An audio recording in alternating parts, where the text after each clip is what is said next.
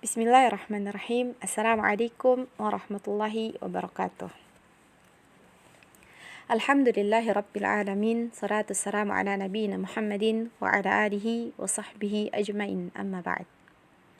Segala puji bagi Allah Subhanahu wa taala yang telah memberikan rahmat dan hidayahnya sehingga kami dapat menyusun proposal skripsi ini. Salat serta salam semoga tercurah kepada Nabi Muhammad sallallahu alaihi wasallam. Yang saya hormati Ibu dosen pembimbing, yakni Ibu Neili Al-Izzah, MPD.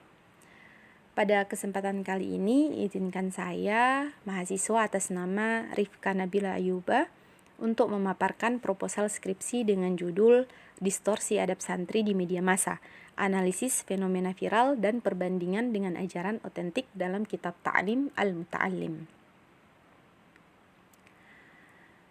Baiklah, latar belakang. Penelitian ini berangkat dari fenomena maraknya konten viral di media massa dan media sosial yang menampilkan perilaku santri secara ekstrim dan berlebihan. Media seringkali membingkai kasus-kasus tertentu sebagai gambaran umum, sehingga menimbulkan distorsi dan stereotip negatif terhadap santri dan pesantren. Padahal, dalam tradisi pesantren, adab santri memiliki nilai yang seimbang, tidak berlebihan dan berlandaskan ajaran Islam. Oleh karena itu, penelitian ini penting dilakukan untuk mengkaji sejauh mana distorsi tersebut terjadi, serta memberikan perbandingan dengan ajaran adab santri yang bersumber dari kitab klasik pesantren, khususnya di sini adalah kitab Ta'lim Al-Muta'allim karya Al-Zarnuji. Selanjutnya, rumusan masalah. Berdasarkan latar belakang tersebut, rumusan masalah dalam penelitian ini adalah: yang pertama, bagaimana ajaran adab santri yang sebenarnya menurut kitab Ta'lim Al-Muta'allim. Kemudian yang kedua, bagaimana bentuk perilaku santri yang menunjukkan distorsi adab di media massa. Dan yang ketiga, bagaimana perbandingan antara perilaku santri yang viral di media dengan ajaran adab dalam kitab Ta'lim Al-Muta'allim. Baiklah, selanjutnya adalah tujuan penelitian. Penelitian ini bertujuan untuk, yang pertama, menganalisis ajaran adab santri yang sebenarnya menurut kitab Ta'lim Al-Muta'allim. Kemudian yang kedua, mengidentifikasi bentuk perilaku santri yang menunjukkan distorsi adab di media massa. Dan yang ketiga, membandingkan perilaku santri yang viral di media dengan ajaran adab dalam kitab Ta'lim Al-Muta'allim. Selanjutnya, kerangka teoritis.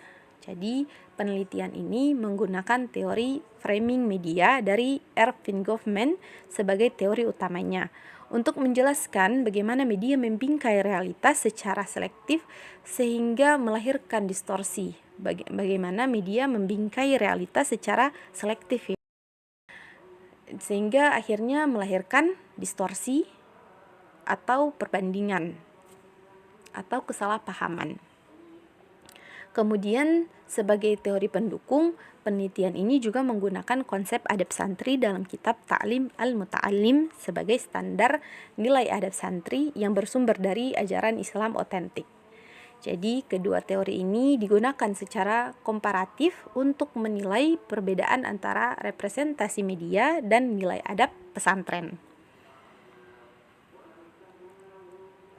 Selanjutnya, kerangka berpikir penelitian. Jadi, pertama itu berawal dari fenomena viral.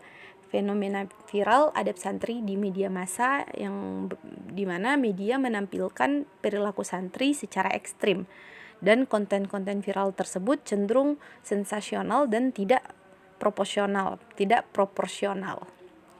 Kemudian terjadilah proses media atau framing media di mana media melakukan seleksi dan penonjolan pada aspek tertentu saja sehingga kasus-kasus yang